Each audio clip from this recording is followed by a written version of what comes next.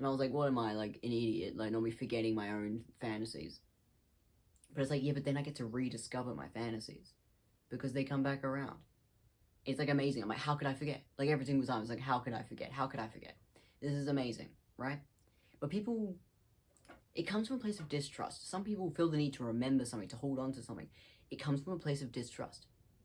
Which, again, makes sense. Because, I mean, think about it. If you don't know how to trust yourself, well, of course you're going to start thinking about convenience. Like, oh, I need to remember this. Or this, I need to, like, this needs to be written down, you know? I don't know. I mean, to be honest, writing things down is a separate thing. But people try to remember things in their mind. Or even they start making up stuff, I don't know. Because they think they have nothing.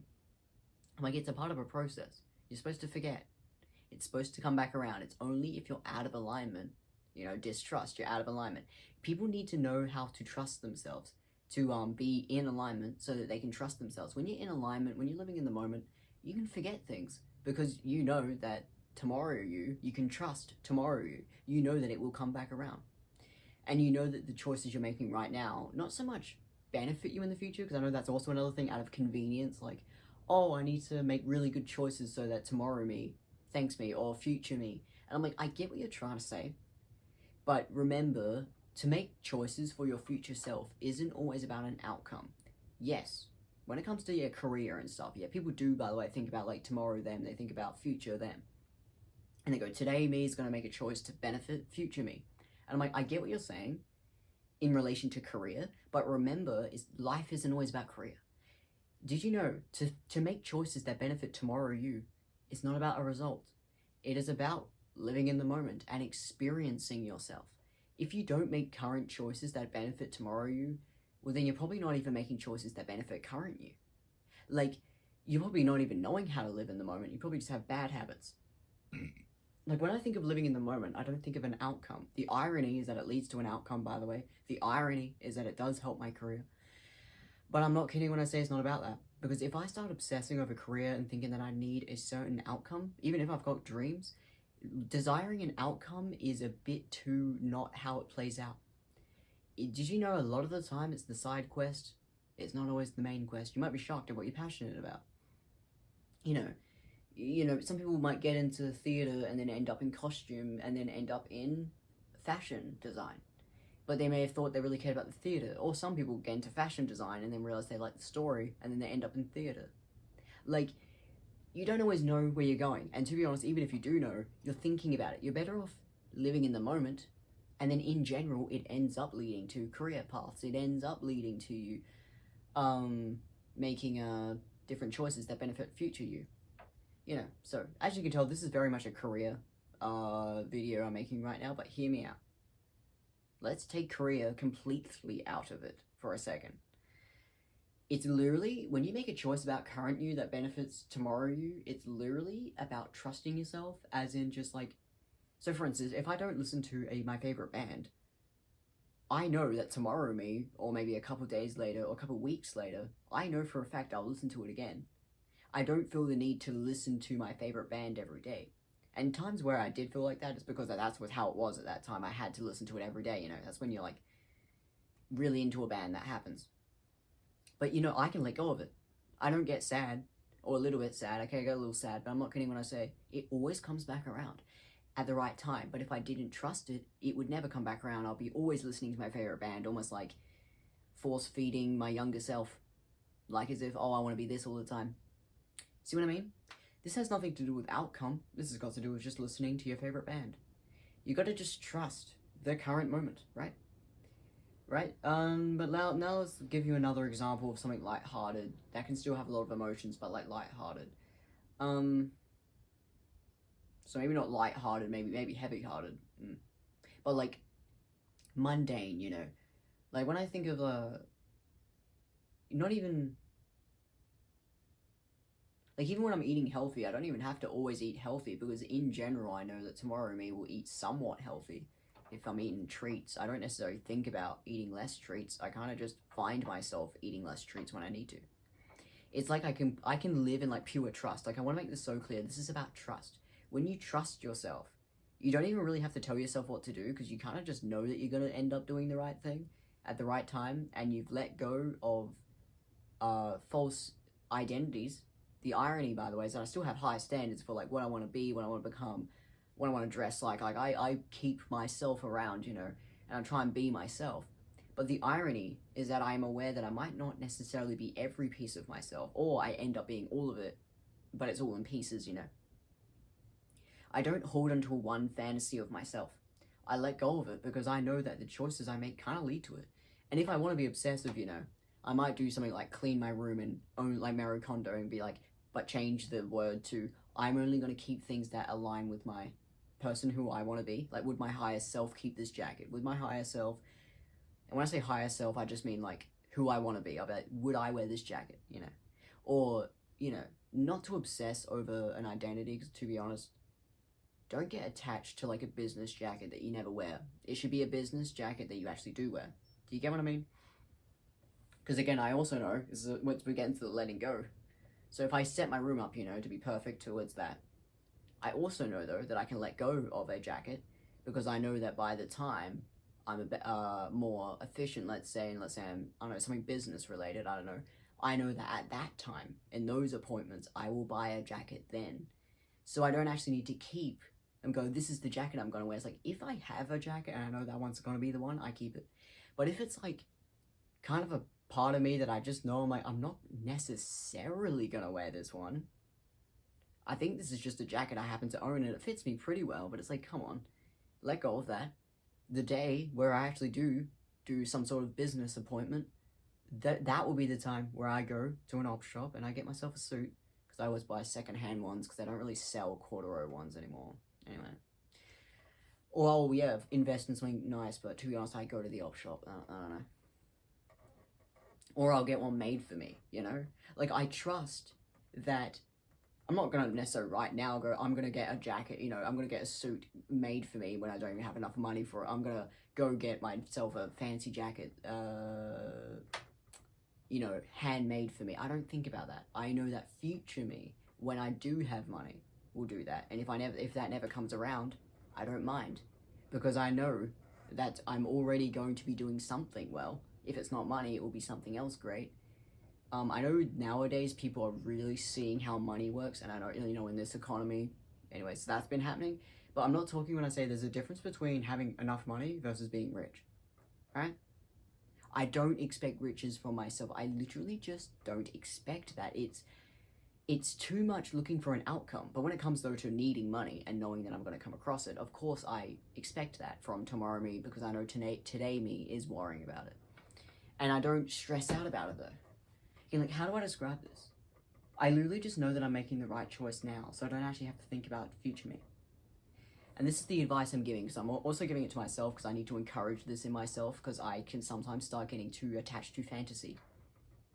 The irony is that, of course, I do believe in manifestation, but I'm not kidding when I say it's not even about the outcome. It's literally like, I know that today me is going to wear the nice jackets and the nice outfits. The irony is that it might lead to career choices. It will lead to all the things I'm incorporating into my life at the moment.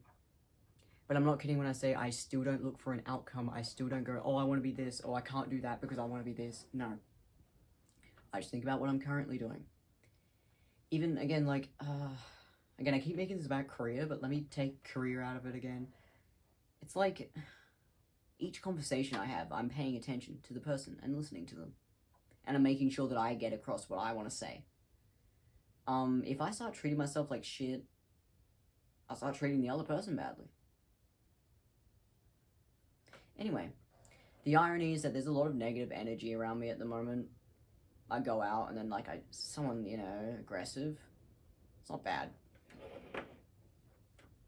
It's like toxic positivity. That's what I've been having. I've got toxic positivity attached to me at the moment. You know, people trying to give you advice, but then it's like unsolicited advice. I've got that kind of energy attached to me. Toxic positivity. Anyway. Like, hear me out. How do I describe this? Oh yeah, let me really take... Again, I need to stop making this about career. I get that this is probably some sort of career reading, but, like, hear me out. It's about, because again, back to it, you know how I said about fantasies, forgetting my fantasies? I was actually talking about sexual fantasies.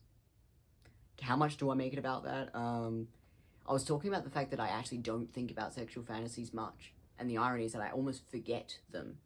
But when I remember, It's like amazing because I actually remember. Anyway, like, how do I describe this? You see how it's like those things in life, like, even the things I've written down, I don't always remember what the heck I've got written down, but when I read it, I remember. And if it's not worth remembering, those are the pages I deliberately tear out and go, I don't want future me, you know, to pick up a notepad and be like so interested. You know when like you pick up your old notepads and you're interested to read in your past, and then it's kind of something that you don't even really want to read. Like, I want to read my own diary, you know, and then it's like, oh, now I actually just remember what it was like. It was kind of boring. That's what happened to me. It started being like, lol, my old diaries aren't even entertaining. And I was like, wait, what the fuck? They're kind of boring. Anyway, but then I started to notice when I was writing my diary entries, I started noticing I can tell when I'm writing something that I know that future me will not have any care to read. So even though, again, I'm like trying to just write a diary entry, it's just like a lethargic, I hate saying that word. I hate that word. I don't know, I just don't like that word.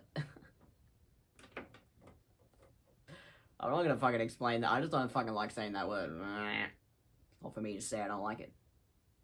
So I want to say it. I wish I could jump cut the video, but I'm not going to. Anyway. But basically. How do I describe this? Okay, so, you know, I'm just writing down a diary entry. It's not going to be that great, but I can still tell when I'm writing something that's actually not worth reading. Like, the difference between writing something, it's kind of boring, but I will find entertaining, versus actually just writing something boring. I'm like, that's the bit I either cross out, or a whole page I tear out. Or, for me, it might sound depressing, but I actually burnt a whole entire 2 diaries, because both of them were just things that I'd written at a time where I was too scared to say what I actually meant. So, for instance, again, I feel like this might be an autistic thing, but like, you know when you are still masking even when you're writing in your own diary? Do you know what I'm talking about? I'm not talking about curation. Curation is high standards, you know. That's great. But I'm talking about, again, curation's like putting in effort. That's good. You can do something deliberately. But I'm talking about masking. Masking isn't just like doing something deliberately. Masking is when you're literally covering up your own emotions in your own diary. Like, I remember toning myself down, having like imposter syndrome in my own diary. Like, when I read those diaries, I can, in my own head, I can tell what I was trying to say. Because they're my diaries, I can remember. But when it actually comes to what is written, I'm like, I don't need to read that. It is a part of me that was lying in my own diary entries that no one was even reading. And it's literally just cause masking. It's masking. But like, yeah, I don't need to read my own mask, because if anything, it actually snaps me back to that mask. I'd rather remember what it was like back then. I'd rather remember what it was like to be 13. I don't want to read a mask in a diary. And obviously there was something kind of fascinating, by the way, about the symbolism in this diary, but like, it was what it was, and then I burnt it, and it felt amazing to burn it. Because I'm not kidding when I say I didn't want anyone else to read it, and I didn't want to keep it. I could tell, by the way, that the energy had gone. Yeah, because the irony. Just to switch this up for a moment. Sometimes actually getting rid of something can be masking, because you're almost in denial. But if you're an autistic, you will know what I'm talking about. There's a difference between, there actually is such thing. People don't call it OCD, but I'm like, there is such thing as actually knowing, I don't want anyone to read that ever. And people go like, why not? Like, are you hiding something? And I'm like, it's different when you're masking. I'm not hiding anything. I would love to have a diary that I can I'll probably actually weirdly more of a what's it called? TMI. Like, I'm more of a too much information. Like, I'm a too open. I might actually tell you shit I probably shouldn't say about myself. Like, I probably will way too much honesty. That's what my autistic ass leans towards. But the irony is that when it actually comes to things I've written down or drawings, this isn't honesty, it's masking. And some people, yeah, they will be like, oh, wait, like, I'll hold a diary, like, almost like a, don't look at my diary. But it's literally just like, because this isn't me. This isn't me, this is my mask I had when I was 13. You wouldn't even be able to understand 13-year-old me. Unless, of course, I were to, like, decipher what you're reading. I guess maybe that would be entertaining, you know, sitting with someone deciphering it. But I'm not kidding when I say no. You know when, like, I guess this is, like, a random thing. I think girls will get this. You know when you're around a man, the whole male gaze thing. You say something to a man, and then you go, oh, but the man thinks I mean that. I don't mean that. I mean, oh my god, that's what men think, you know. Like, let me give you an example. What's something that girls have all the time? They'll be like, they'll say something about, let's say, liking a band. Let's say like, liking, let's say, a metal band. And let's say they're not much of a metal listener, but the girl's like, oh, actually, sometimes I do listen to, you know. And then they go, oh, I can't say that around a man, though, because otherwise then they're going to think I'm either trying to be that way, or they're going to think... So, for instance, admitting to... Okay, let's say you like Radiohead, and you go, even though I like Radiohead, I don't want to say it to people. Yeah, this happens, by the way, even without men involved. Just, like, people kind of... You start... Even a man will go, I don't want to tell people that I listen to Radiohead. Like, that's actually self-awareness, you know. Or, like, people who listen to the Smiths, they're like, everyone listens to the Smiths. You're not actually supposed to say it out loud. You're supposed to listen to it, you know. Cool, I guess it's a little depressing, but as you can tell, an autistic person, this social dynamic is incredibly confusing. You go, I know I'm not supposed to say it out loud because I don't want to... People are going to actually think I'm like a Radiohead listener, or they think I'm like a Smiths, oh, it's my thing. No, it's not. Everyone listens to it, oh my god. So, there is a little bit of awareness there, right? But guess what, though? Within my autistic discarding things, like things I've written down, things that I've just sketched for a second, the messy ADHD, this is the stuff that I'm like, but they're the times where I didn't realize that you're not supposed to say it out loud. Especially if it's like a younger version of me, I'm like, yeah, but you're just going to think I'm like a Radiohead listener. You're not going to get that, like, oh, that was before I even realized that it was weird to say it out loud. That it was weird to say it out loud. I started speaking in my mouth then. Anyway. Do you get what I'm trying to say? So people kind of go, oh, you're covering something up, are you ashamed? And it's like, no, I'm ashamed of the fact that I wasn't covering things up. Oh my god, no. I was ashamed of the fact that I was covering things up in a way that makes no sense with no context. And it's like that, by the way, when you're autistic. You say one thing, and people just assume you're a certain way. Like, you, for 1 second, you accidentally mention Radiohead, and you're like, oh my god, I didn't mean it. Oh my god, I didn't mean it like that. Oh my god, I didn't mean it like that. Oh, no.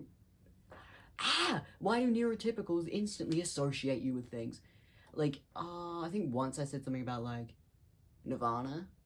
Instantly associate. I'm like, oh no, I'm not that cool. I'm not cool.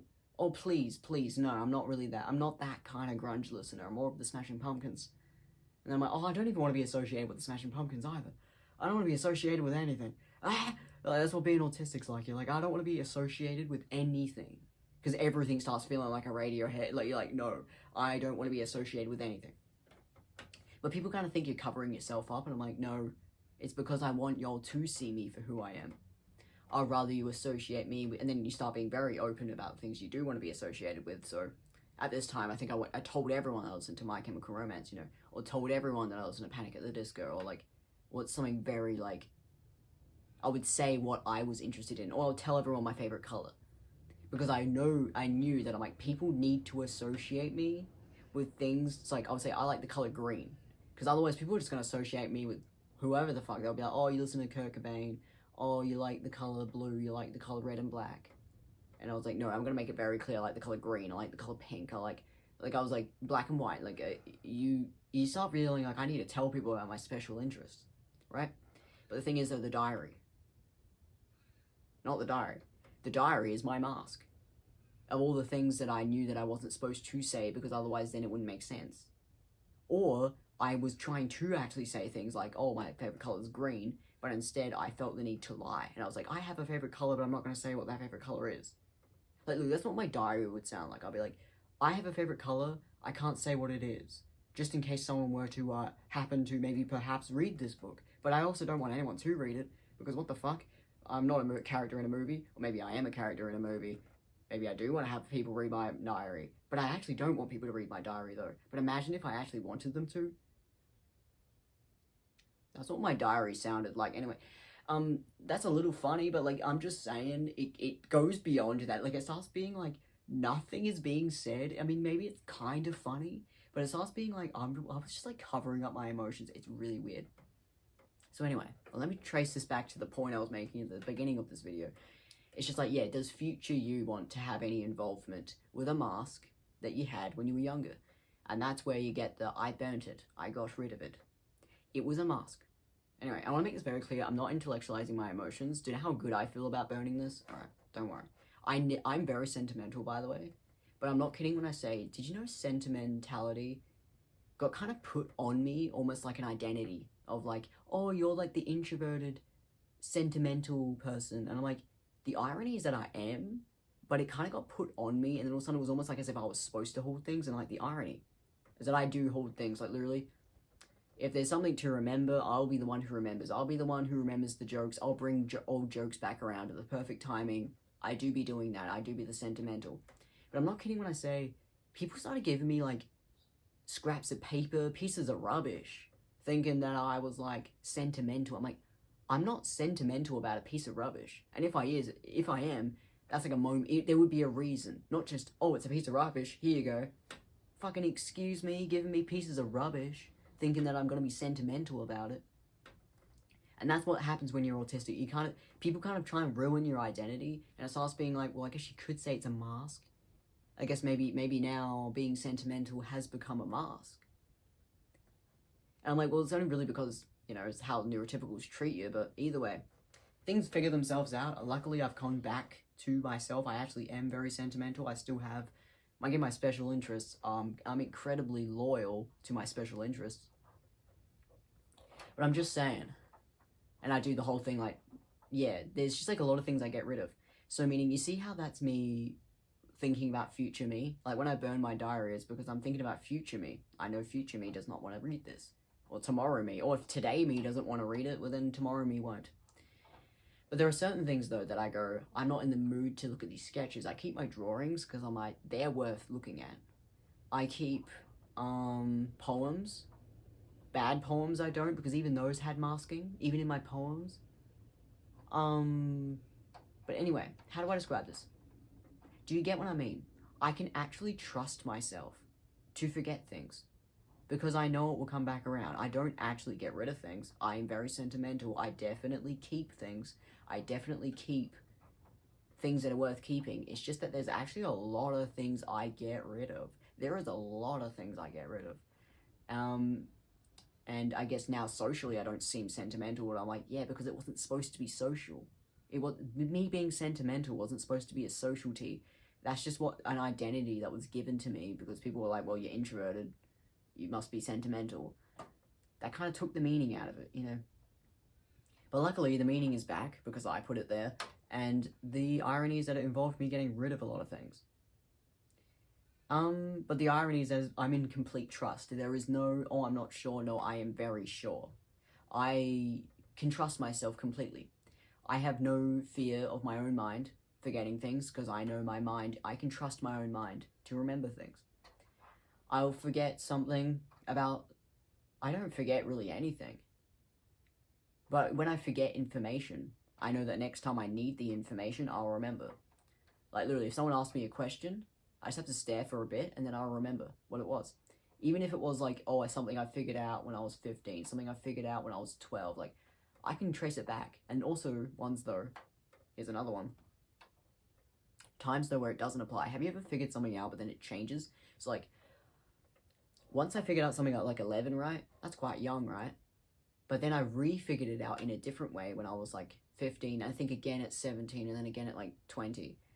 This happens, by the way, all the time. Like, I'll keep having I'll have like the same realization about the same subject, but it keeps becoming more refined this time. And those are the things that I don't need to look back on because I look at the current one. So like, if I have a realization about something, I think about it currently. The irony is that, so for instance, time. I have a lot of opinions on time. Even how it works, like quantum, I can be weird about time. Maybe not quantum, what's the fucking word? Timelessness. Anyway, I talk about the quantum as well. That's like thoughts. I can even talk about cleaning away your thoughts. Again, if you got OCD, the quantum, you can like clean your thoughts in the quantum. The irony is that you have to keep the thoughts you're supposed to keep. But anyway, it's literally the same way of cleaning a room. You can clean the room in your mind. You can clean the room in your mind. Anyway, but how do I describe this? Oh yeah, how do I describe this? The refining process. The irony is that to forget is to refine, So something I may have understood about time when I was think I was questioning time when I was 12, when I started noticing the current moment was the only time that existed. And it was very cool, because back then, you know, I'm not kidding though when I say I had some ridiculous ideas, though. I started thinking that time wasn't real, like, you know. But I actually let go of that, because guess what? I realized more things about time. Over time. Over time. Oh my god, that sounds so stupid. Yeah, over time I realized more things about time. Well, that doesn't make any fucking sense, does it? Oh my god, that actually doesn't make sense. Anyway, but in the current moment, why am I using time as an example to describe the current moment? That's like the worst thing to use as an example. Well, I'm using this as an example. This is the worst example I could use. Anyway, okay, so time. Alright. I don't mind forgetting my opinions on time, because I know that it will either come back around, or because it doesn't need to come back around. Like, I can literally let go of any idea, because I know if it doesn't come back around, it's not for me. Someone, though, who's out of alignment, let's say someone who's, like, stressed, they are not supposed to do this. You're supposed to be someone who's in alignment, someone who knows themselves well, because if you pretend to trust yourself, you can't be pretending. You can't just pretend to trust yourself. You can't just be like, oh, you know, I let go of that. If you're someone who's, like, lost, if you're lost, you have to admit that you're a bit lost, or you have to admit that you're someone who's struggling to know themselves, or you're someone who goes, I actually don't know what to get rid of and what to keep. And you actually have to learn how to understand yourself. This is what happened to me when I was, like, early 20s. All of a sudden, I lost myself. The irony is that I knew exactly what I was doing the whole time. I just got used to not listening to myself. It was like an illusion. I hadn't actually forgotten myself. I had gotten used to ignoring the things I understood. Anyway.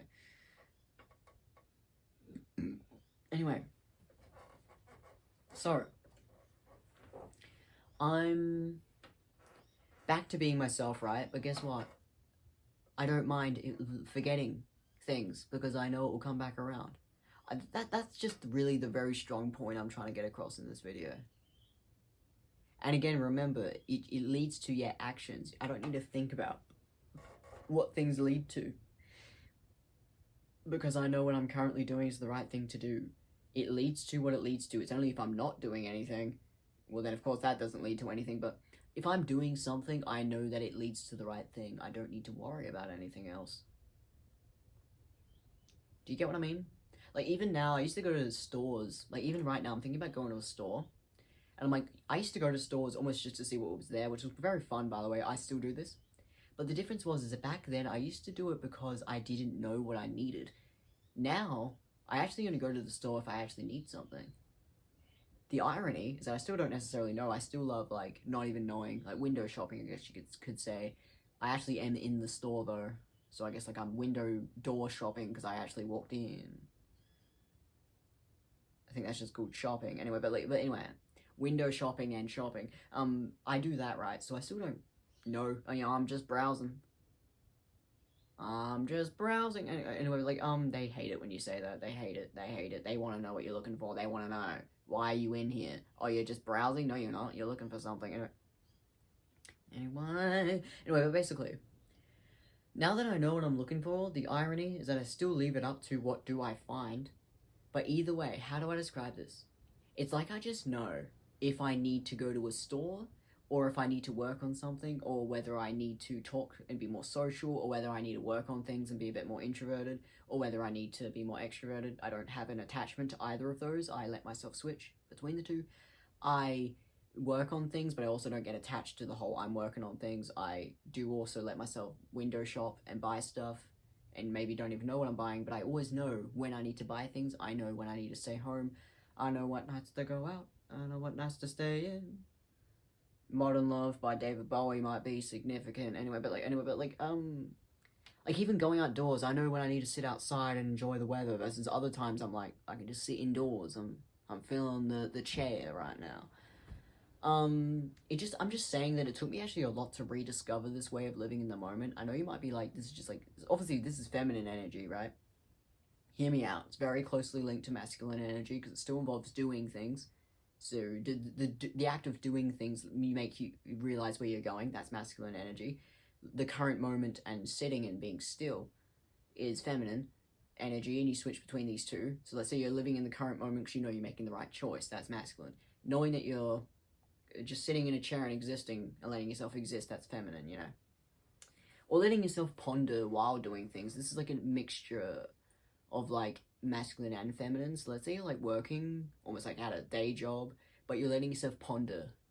That's feminine energy because you're pondering, but it's masculine energy because you're still getting stuff done. This can lead to hypervigilance because you're in both energies, but I'm just saying, guess what? Did you know that actually is what masculine energy is supposed to be like? You're supposed to be thinking. If you've got nothing to think about, I don't think you're making the right choice. Do not quit your day job, Lord have mercy. I'm just saying, it's got to do with the other things in your life. Harmony. So again, another thing, trust has a lot to do with harmony.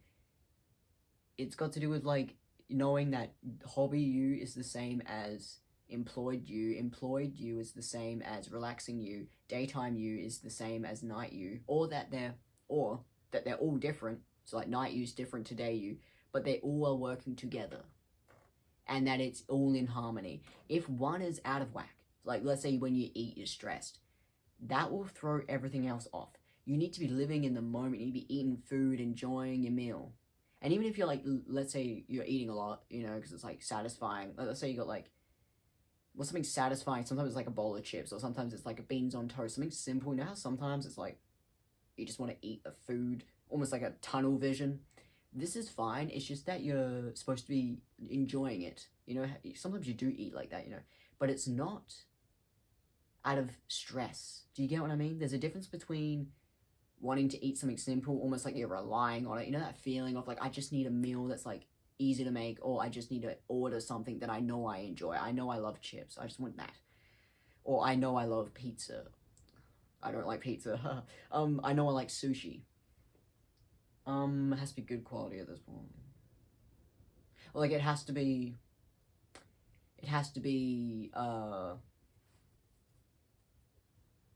like I know I enjoy, beans on toast. For me, it's beans on toast and an egg.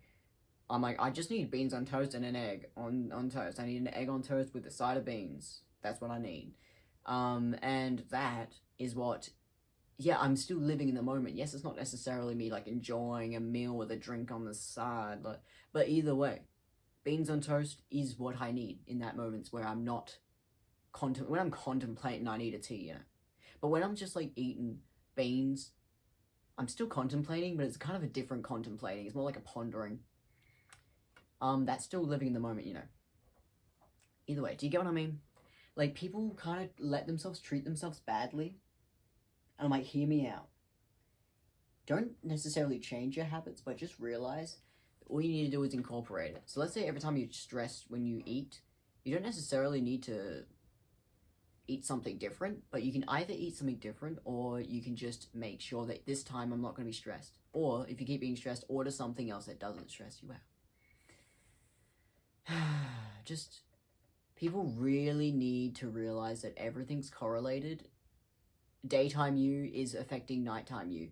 Working you affects relaxing you. Relaxing you affects hobby you. Hobby you reflects working you, you know. Internet you reflects the inner workings of your mind and your career. Anyway, that's a bit off subject, but anyway.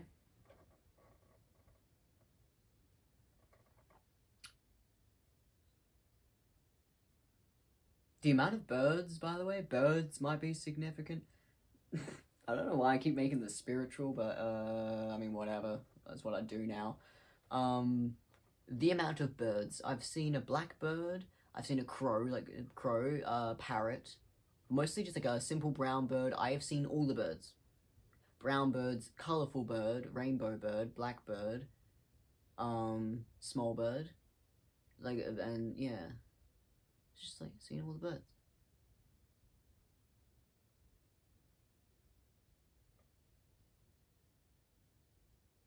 I found a feather. You know, did you find a feather on the ground and then drop it afterwards? Or did you keep it? Both, by the way, have significance, don't worry. Just one has more to do with of course, to let go of a feather. Shouldn't do that. Hold it. It's a nice feather, you know. Keep it in your underpants. So you're like a stripper, but like with feathers, and you know, that's what I want to do. Anyway, but all right. Hear me. Anyway.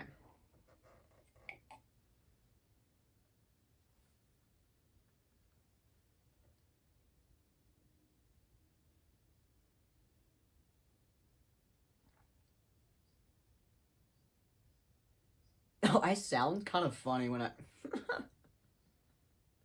I'm just gonna ignore that. I came off kind of weird. Another bird, another bird. Anyway, they're so fun. They're so sweet. They zoom through the air. I know they perceive time slower, so they're actually very relaxed. But either way, yeah. Anyway, but basically, letting go of a feather, by the way, means forgetting. You know. But the irony is that it comes back around. Feathers, you know, they're very free, but I say collect them because it's fun to collect your feathers. But either way, I hope you get what I mean. Don't actually be all dramatic and let go of things. If you need to hold on to things, hold on to them. But like, there are certain things though you can let go of, and I hated it. I accidentally dropped it. It pisses me off. I dropped the feather. Why did I do that? It's because it's very windy and it flew out my bag. That's why I was like, why didn't I keep it in my underpants? And I was like, genuine thought, why didn't I keep it in my underpants? Should have kept it in my underpants. And I was like, well, fuck, I guess. Next time, anyway. What? Anyway, but like, just keep it in your pocket. Like, close the bag. You know? Anyway, that it means, yeah, anyway. But either way, though, it meant what it meant. It means trust. It means pure trust. It means that I've earned trust in myself. And I'm out here not trusting myself. It's like another bird. You can literally, yeah, completely trust yourself. You know, birds, you know, they grow their own feathers and they shed them. You know, they don't pick up their feathers when they drop to the ground. To pick a feather up off the ground implies that you're not a bird. So if you're a bird, or if you want to be a bird, I want to be a bird, you know, you leave them. But I'm gonna pick them up. I pick them up because I'm a human. Of course I'm gonna pick them up. I pick up the feathers, you know. But like, I'm just saying. Do you get what I mean? Flying, you know, being a bird. You shed them. But you also just grow them back. You know. Yeah, wow, I just felt the energy of a bird. Yeah, they are in a constant state of like, yeah, they still cultivate, they still build their own little nests. But a lot of the time they're letting go. They don't always have a nest. They're flying around. They of course hibernate. Not hibernate. What's the word? When like a bird has territory. They still make territory. They still go back to where they belong. But they always let go. But then they go back to where they belong. Even if they don't have a nest, they still like hang out in a specific place. And then they migrate. This means like traveling. So much traveling energy, by the way. The amount of traveling energy. So I was kind of talking about career. The irony is I can talk all about how career is a big thing about what you already have. It's about what you already have. The irony is that you take it with you. So that's why there's travel, you know, whether that's once like moving somewhere or whether that be constant traveling. I guess it just depends on what your career is. Either way, it doesn't really make a difference. You kind of just discover whether you end up in a career that involves traveling or whether you end up in a career where you're kind of even just appointments, that's getting somewhere. It's not always about like, oh, I'm actually on a plane. Like sometimes it's just I'm at an appointment. That's career, you know, that's you're getting somewhere. The same city that you're currently in, sometimes you just have to go to an appointment in the city that you're already in. It will lead to you going into different cities, you know. Or maybe you might move. Or maybe, again, there's a difference between moving versus traveling. Do you get what I mean? Like, it's that represents places in life. Like, some people instantly, if they want to change, they think of moving. But I'm like, but the thing is about moving, all of that's commitment stuff. Traveling, you know, it represents more things about meeting people, hanging out with people, living in the moment. It can mean career, because if you're traveling, you know, or it can mean you just traveling for yourself, or it can mean saved money, which is still commitment, by the way. Saving enough money to travel, that's commitment.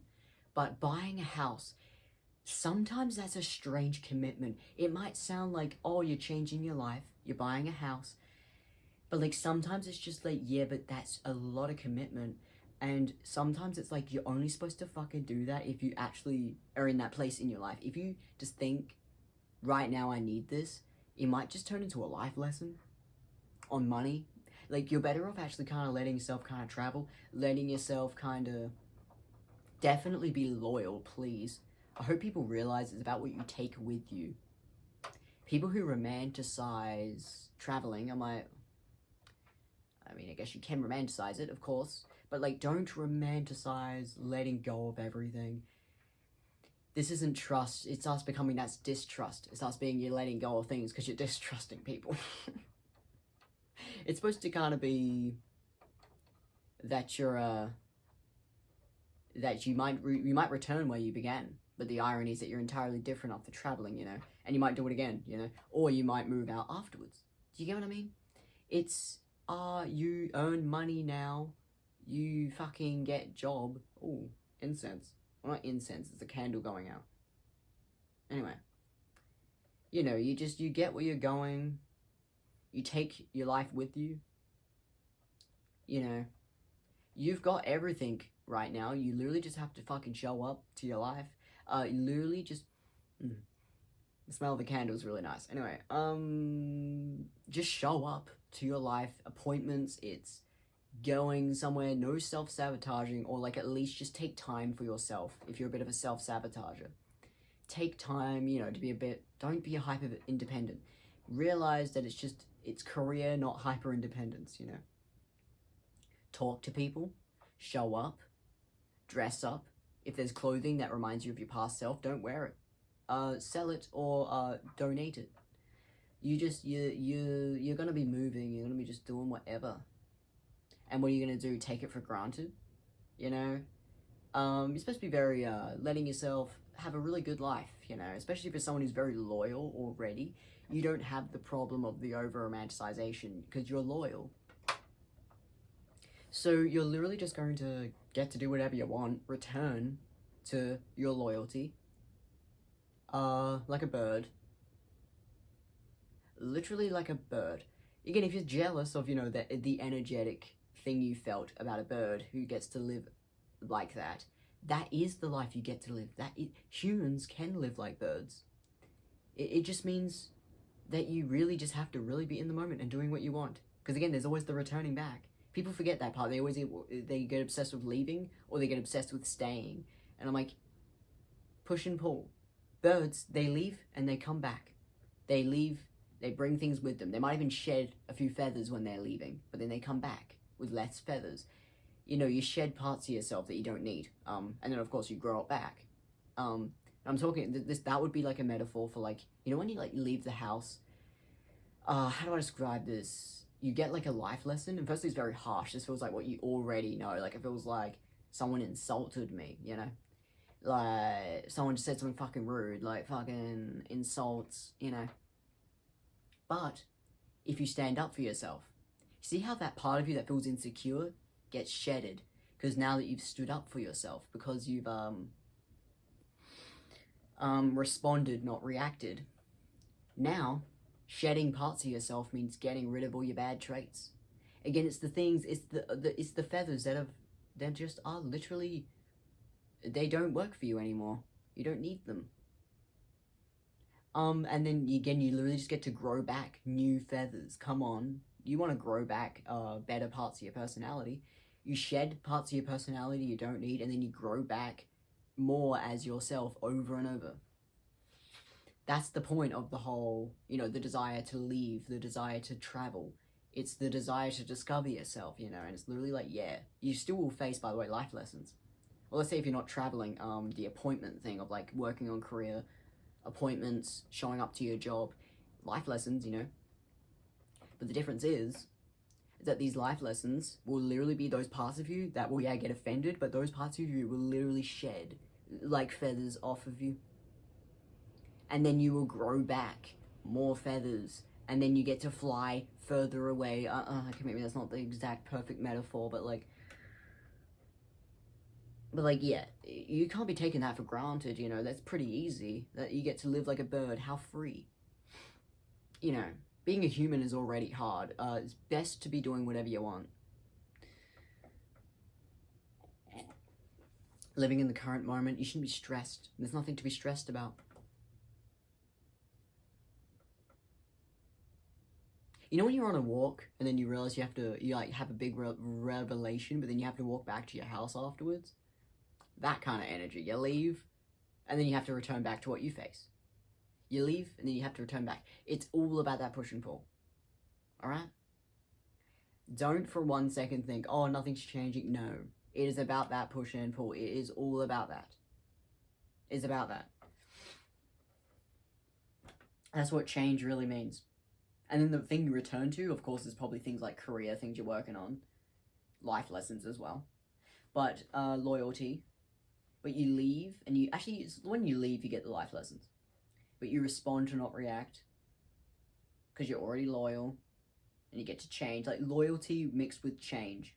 Do you know how perfect? That's perfect. It's literally as perfect as it gets. And what are you going to do? Be annoyed about it? Sorry. I'm getting a little bit like... Somebody out there is taking it for granted, me. But like, what's going on? There's a strange thing going on. And it's today. Like, it's like, just do something today. Shed your feathers. And grow more feathers. You can literally just shed them because you'll grow more. And you're going to be the same bird.